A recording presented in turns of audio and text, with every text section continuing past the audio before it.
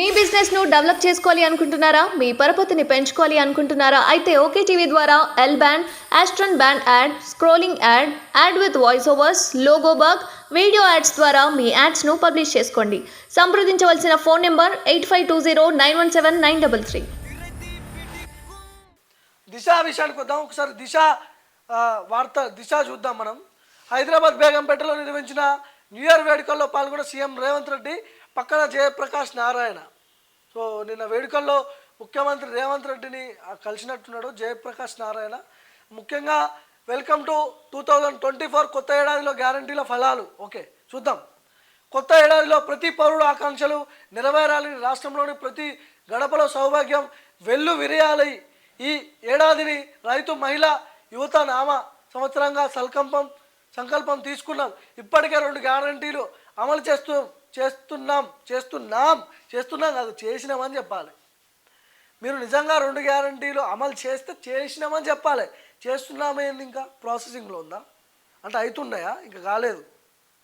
ఆ దిశగా చూసుకోండి ఫస్ట్. ఎందుకంటే మీకు సరే కొత్త ప్రభుత్వం ఇంకొక 20-30 రోజులే ఉంది, నెల రోజులే అయింది కదా, ప్రభుత్వాన్ని ఎందుకు అప్పుడే ప్రశ్నించాలి, ఎందుకు నిందలేయాలని ఆగుతున్నారు అందరూ.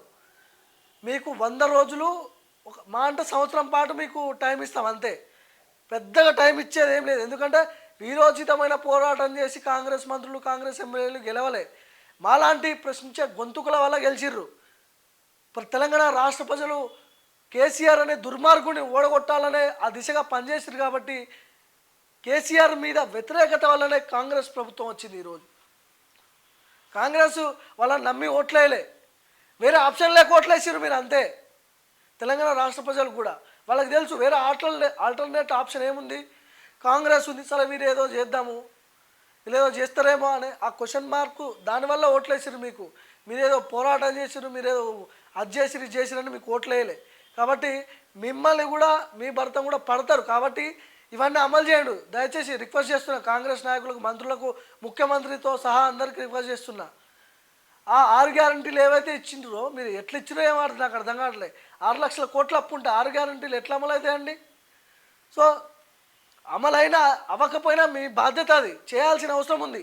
మీరు అప్పులు చేస్తారా, ఇంకేం చేస్తారా, అది మాకు సంబంధం లేదు. తెలంగాణ రాష్ట్ర ప్రజలకి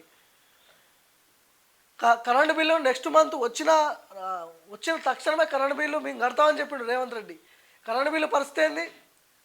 ఉచిత విద్యుత్ అన్నాడు, ఎక్కడికి పోయింది అది? కరెంటు బిల్లు తెలంగాణ రాష్ట్ర ప్రజలందరూ కట్టాల్సిన అవసరం లేదు. అధికారంలోకి రాగానే నెక్స్ట్ ఈ మంత్ మీరు కట్టుకోండి, వచ్చే నెల మేము కట్టే బాధ్యత మాదే అని కూడా రేవంత్ రెడ్డి గారు చెప్పారు. ఆ దిశగా పనిచేయాలి.